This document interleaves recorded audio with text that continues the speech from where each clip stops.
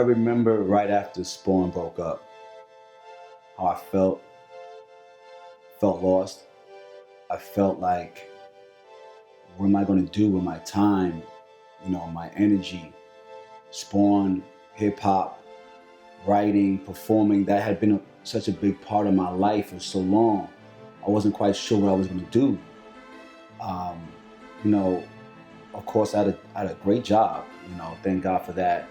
My son, I was single at the time, but I just wasn't quite sure exactly what I was going to do with my energy. I remember getting that phone call from Karim. I remember just him being so adamant about, yo, Mo, listen, what you doing? Right? The energy he brought. And I was just like, yo, it's just, not much. Because at the time, what I was doing, I was writing poetry. That was my safe space, my happy place. Something that had been around, my outlet that I used for so long. Even before I was writing lyrics, I was always writing poetry, right? So I told him I was writing some stuff, I don't think I told him poetry, but he was like, listen, Mo, you have a gift. That's what he said. He said, you have a gift. And I appreciate that, but he was like, no, listen, I came along midway with you guys or towards the tail end, but just being around you all, you out of the whole group, you had some that I could recognize that was something more than what this was. And he was telling me how basically he felt like the potential that I had was limitless. Now that meant a lot. Me and Karim had been friends for a while, since high school, but we didn't really like hang out, we were in different circles. So coming from him, for one, that showed me that he was a genuine dude. I always knew that he was a good dude anyway, but that really solidified it with him. And I really appreciated the words because, like I said, I was literally lost, right? So him coming to me with that, and I'm like, okay, I appreciate the words. What are you trying to say? And he was like, listen, I think you should do something solo. I'm like, okay.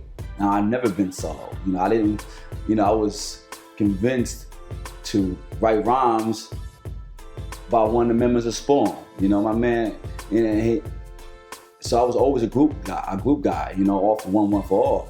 And this was uncharted territory for me. So I entertained it, but he kept going.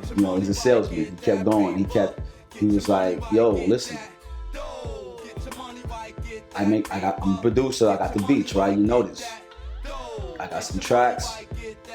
Like, yo, I'm gonna sing some tracks. To write a couple songs. See where it goes, something to that nature. And I kind of reluctantly agreed upon it. But once I did, I knew that, I'm gonna give it my all. So he sent me the tracks, and the rest is history, man. I mean, it was crazy because, the joints he was sending me was some of his, but it's also other joints from people that he had come across. That shows the type of man that Karim is that he's not all about himself. He recognized that he had some good joints, but at the same time, yo, this other cat right here, this young boy right here, yo, definitely, you got to listen to this joint. And that just so happens, that happened to be the joint for I'm From Another Planet. That joint right there, it was Prometheus, right? It was bananas. Young Spanish cat, Latino, Latinx, right? It was bananas. And that kind of started me off. That track right there was like the joint. That was the springboard to everything else, right? Oh, there was another track too. It was It's a Shame joint, right? You know, he sampled another joint, and it was Money in the Middle, the beat, right? The whole thing, he sampled that and added some drums to it. And actually that might have been the first one I recorded, but I'm From Another Planet was a joint that I knew once I heard that, I let other people hear that joint, it was like, yo, yeah, you got something right there, right? So that was the beginning of us. Like me and Karim, you know, Thick as Thieves, my brother, right? That was our beginning. That was Paine, right? That was just a moment in time where we hit a wall. You know, we kind of both left Spawn, that whole situation. He was kind of like the producer / manager. So when the differences of opinion happened in the group, you know, me and Karim kind of were on the same page where we saw the group going, performing, getting our music out there. You know, the other members of the group felt otherwise. They felt that we should do something else. You know, we should record more and, you know, concentrate on other things like, you know, building up, you know, studio equipment and, you know. But I felt now like I felt then was that, you know, how else, if we're gonna sit here and create all this, right? All this art, all this music, you know, why hold it to ourselves? The point is to get it out there, to put it out there in the atmosphere, in the ethos, to see what comes back, right?